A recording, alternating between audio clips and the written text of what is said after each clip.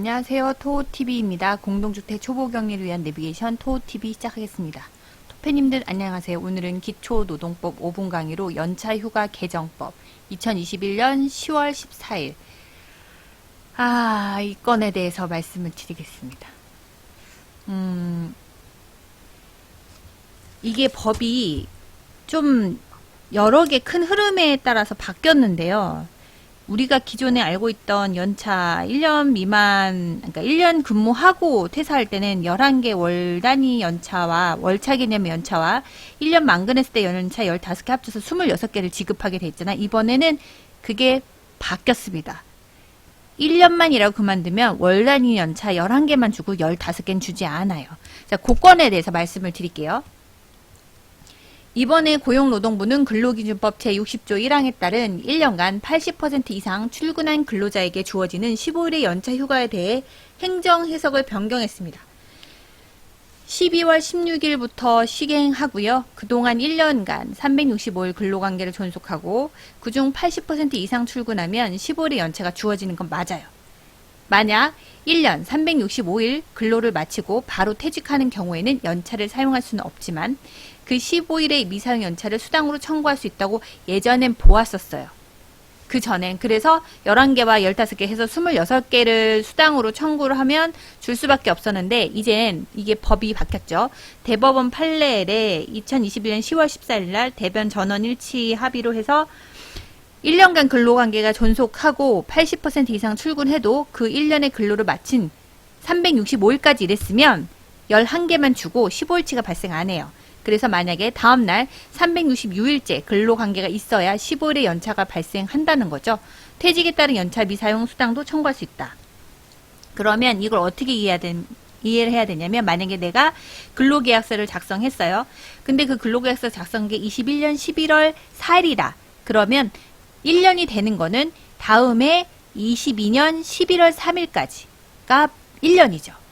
퇴사할 때 내가 퇴사하는 시점을 정해서 사직서를 낼 때는 적어도 기간은 충분하게 미리 사직서를 내고 내가 근로계약을 만료한 그 다음날, 즉 내가 입사일의 그 다음 날로 쓰는 게 제일 안전하게 연차 휴가나 연차 수당을 받을 수가 있어요. 마지막 근무일의 다음 날이 퇴사거든요. 그러니까 내가 마지막 근무일을 정했으면 그 마지막 근무일의 다음 날로 퇴사일을 정하시면 됩니다. 고용부는 행정 해석을 변경하면서 대법원 판결을 반영한 실무적인 쟁점도 다수 전문가 자문에 거쳐서 이번에 바꿨습니다. 1년간 80% 출근율로 주어지는 15일의 연차는 그 1년간의 근로를 마친 다음 날 발생하므로 계속 근로 1년 미만일 때 한 달 개근식 1일씩 주어지는 연차, 이게 뭐예요? 월차 개념의 연차죠. 그게 1개월의 근로를 마친 다음 날에 발생합니다. 만약에 한 근로자가 입사를 해서 석 달 일하고 그만뒀다. 그러면 석 달까지 일하고 그만뒀으면 그 사람은 그 전에는 기존에 했을 때는 우리는 석 달치의 월차를 줬어요. 그죠? 근데 이제는 법이 바뀌어서 두 달치에 근무한 연차 수당 2일치만 줍니다. 이해 가셨죠?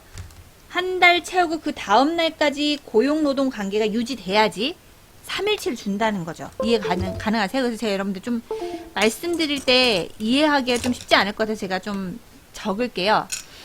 그리고 이번 판례를 계약직의 경우이나 이번 판례는 대법원의 판례는 계약직이지만 이젠 정규직에도 동일하게 해석한다고 했으니까 잘 들으셔야 돼요. 정규직도 1년 근로한 후 퇴직하면 만약에 1월 1일 입사해서 12월 31일자로 퇴사를 정해서 쓰면 이 사람은 15일 연차에 대한 미사용 수당을 청구할 수가 없어요. 즉 월차 개념의 연차 11개만 받을 수가 있는 거죠. 만약 이 사람이 퇴사가 30일이 아니라 다음에 1월 1일까지 근무했으면 366일째가 되는 거죠. 그럼 그 근로관계가 종속 후 퇴직하면 15일의 연차 전부에 대해서 수당으로 청구할 수 있습니다. 계속 근로 1년 미만일 때 1개월 개근 시 하루씩 주어지는 연차, 이게 월 단위 연차잖아요.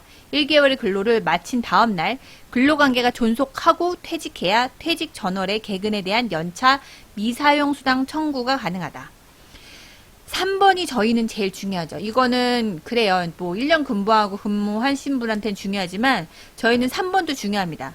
정규직이 마지막 근무하는 해. 자 보세요. 정규직이 펜 얇은 걸로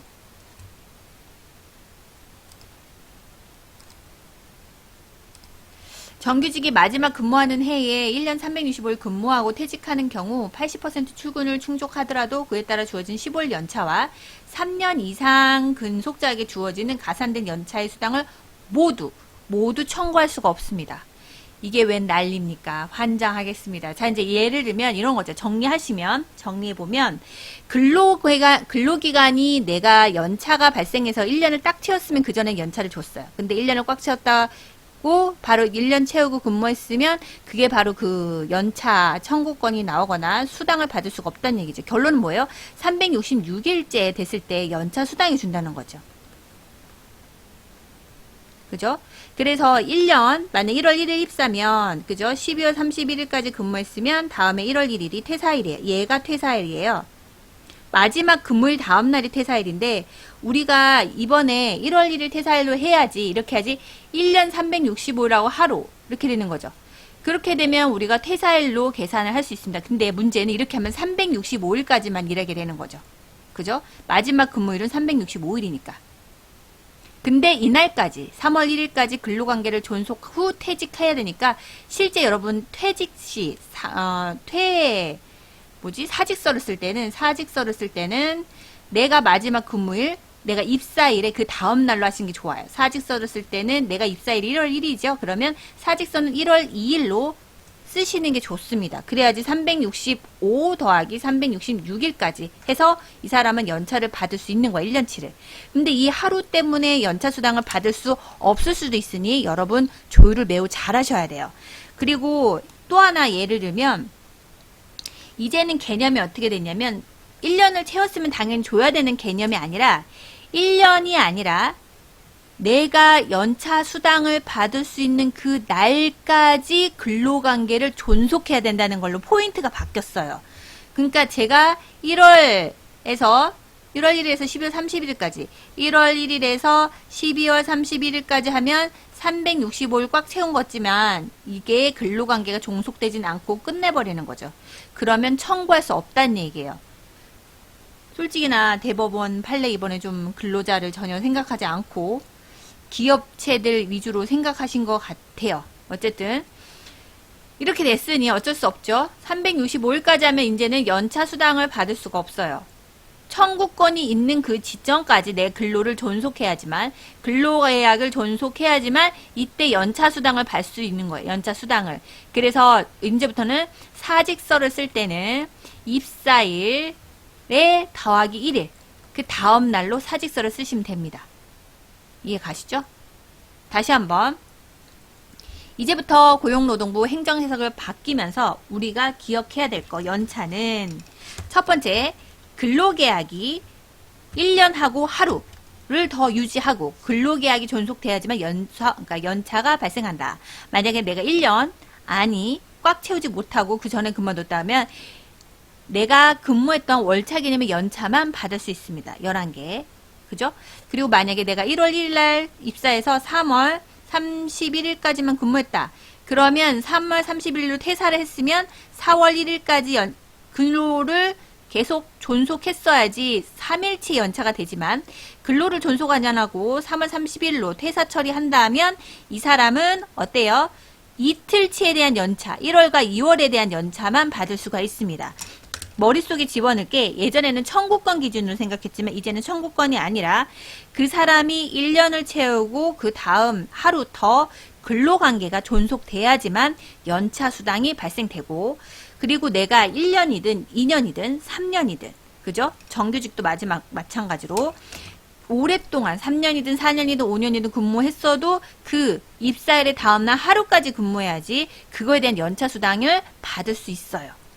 내가 딱 마지막 1년 365일까지만 근무하고 그 다음날의 근로관계가 존속되지 않다고 한다면 연차 수당을 받을 수가 없습니다. 모두 다 15일 플러스 1년 가산, 2년마다 더하는 가산 그 개수까지 다 모두 청구할 수가 없어요. 자, 여러분이 기억하셔야 될 거는 내가 입사한 날에 그 다음 날까지 근무하는 걸로 해서 내가 입사한 날에 더하기 1, 내가 입사한 날에 더하기 1로 사직서를 쓰셔야 된다는 겁니다. 이게 매우 포인트라는 거죠. 이해 가셨죠? 그러면 이제 여러분들은 예산안을 아마 그 15 더하기 11, 처음 입사자는 11에 15을 더한 26개월 예산 잡으셨잖아요. 일단 그거는 수정하지 마세요.